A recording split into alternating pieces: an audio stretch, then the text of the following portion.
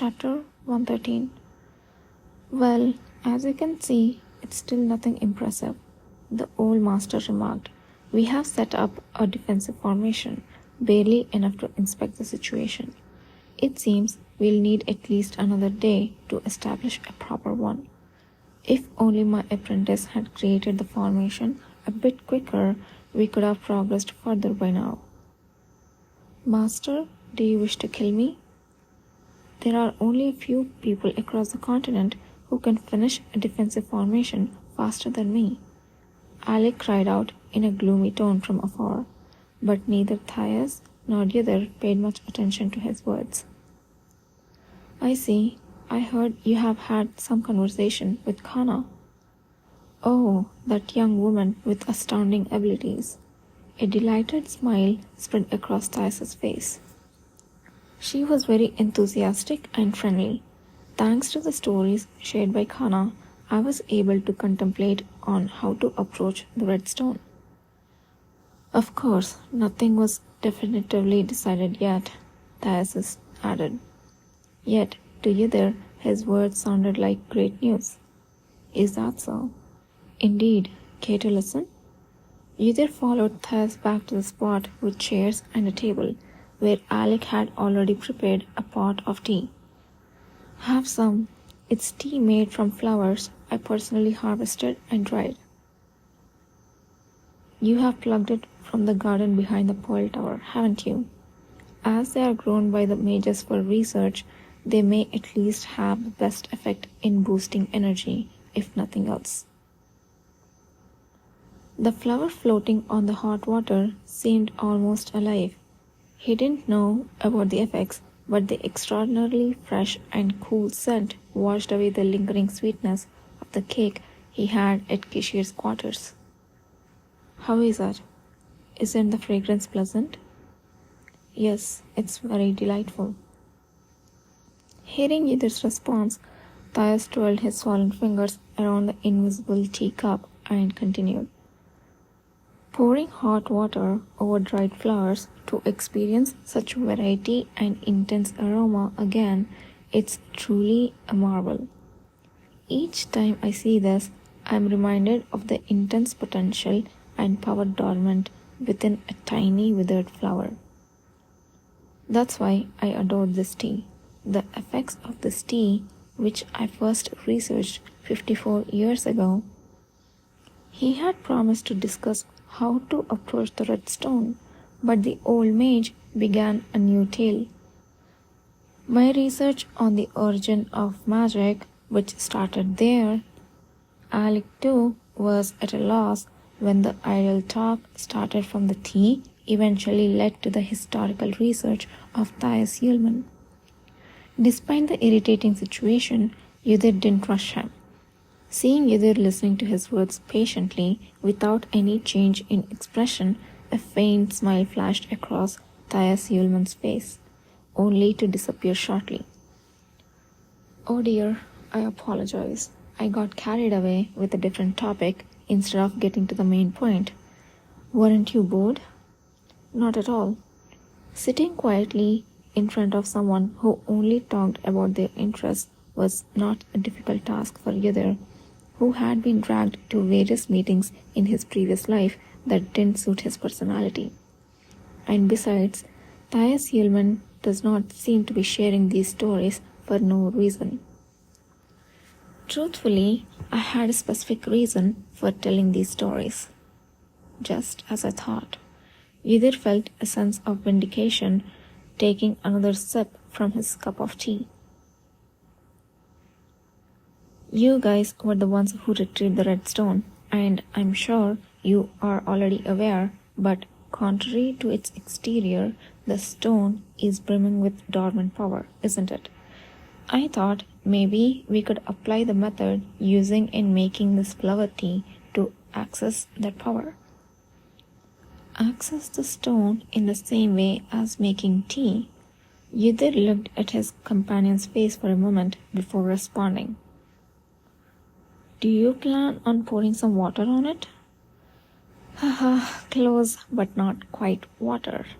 At Yither's words, Thais chuckled as though amused, stroking his beard as he continued the conversation. When I asked Kana, she mentioned if an awakener's power, like you guys, touches the stone, it triggers an explosion, right? Upon hearing this, Yudhir quickly realized what the old mage was thinking. Do you plan on forcibly triggering all the remaining power within the redstone to erupt and discharge? That's right. That's dangerous. The response didn't need a second thought. The power of the redstone is of a different dimension than any other power we have encountered so far. A mere touch can have lethal consequences. And what do you plan to do with the released power? Yudhir himself had suffered damage from accidentally touching the power of the redstone, so there was no need to elaborate on its lethal danger. Did I just mention that the area I have been constantly studying for a long time has to do with the origin and essence of magic? The power of magic and the redstone are completely different. But what if they are not so different? Thias responded leisurely, flashing a smile. Look here, Yudhir. Our magic-created barrier is firmly blocking the power of the redstone, right? That means, although the two powers might differ, they can influence each other. If we can block it, theoretically, it should be possible to confine the discharged power. Yudhir furrowed his brow, momentarily at a loss for words. It was true that the 7-layer barrier he and his disciple had cast was currently blocking the energy emitted by the redstone. However, naturally emitted energy and exploding energy couldn't possibly be the same. Even if that's true, if multiple layers only manage to block this much, it's impossible to stop the exploding power, let alone confining it. I can't even imagine it. I think it would be possible to confine the discharged power within a certain space if we significantly reinforce the barrier we have now. After that, we would need to transfer it into a medium. Transfer it? Yes, like a magic tool. Yudhir, have you heard about magic tools? As Yudhir nodded, Thias continued as if he had expected as much.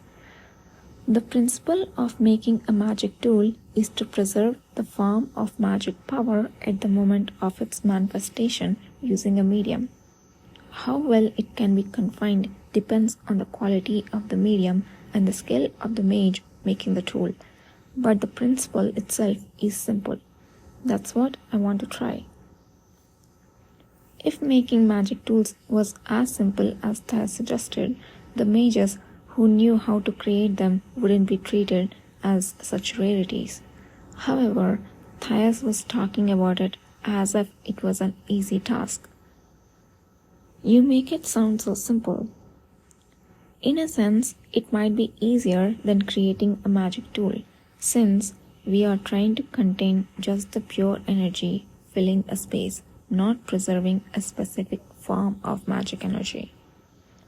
His explanation was complicated, but frankly, it was a rather intriguing proposition. If, as Thias had suggested, they could separate the energy from the redstone, they could possess a stone and its energy separately. The stone, devoid of energy, would no longer be dangerous, and they could have Kana examine it. If they had the mages investigate the energy stored in a medium, it couldn't be better. When he thought that far, Yudhir suddenly remembered something and froze with a stiff expression. Wait, how was it in my previous life? In his previous life, the redstone that headed to the Pearl Tower had lost its power afterward and returned as the World Spear.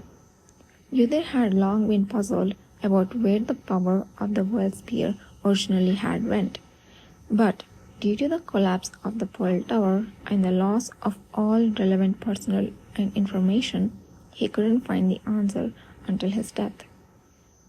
The one who examined the red stone headed for the Pearl Tower in his previous life was likely Thais Yulman, just like now. In that case, he must have thought of the same solution back then. And it must have been successful. Otherwise, the world sphere that returned couldn't have been such an empty shell. If he had succeeded in separating the red stone and the energy inside it, where did the separated energy go? Who used it and for what purpose? Calusa La'o died before the world sphere returned. How about Kishir? Did he retire before the world sphere returned? Did Emperor Kashtian know about it? Or perhaps the Pearl Tower side may have hidden the separated energy, or it might have been lost. Trying to recall faint memories, he got a headache. Yidhir felt a chill down his spine and gritted his teeth. Seeing him suddenly stop talking and become cold, Thais Yulman tilted his head as if he found it strange. Does my idea seem that reckless to you? Your expression doesn't look good. No. Right. What did it matter? What happened in the past? The red stone and the Thais Yulman were both here now, so all they had to do was find new answers. Anyway, one thing I can be sure of, I don't have to worry about Thais Yulman's hypothesis failing. Regaining his composure, Yidhir spoke. Your words certainly seem reasonable, Yulman, but even if we can separate and contain the power, do we have a medium that can contain such immense power? Seeing that his sudden change in mood was due to the matter of the medium, Thais didn't question it further. We will have to test that for now. I will tell you a few things that are known as the strongest mediums. It would be great if you could tell the Duke about this. He should be able to help with that, shouldn't he? Understood. What are they?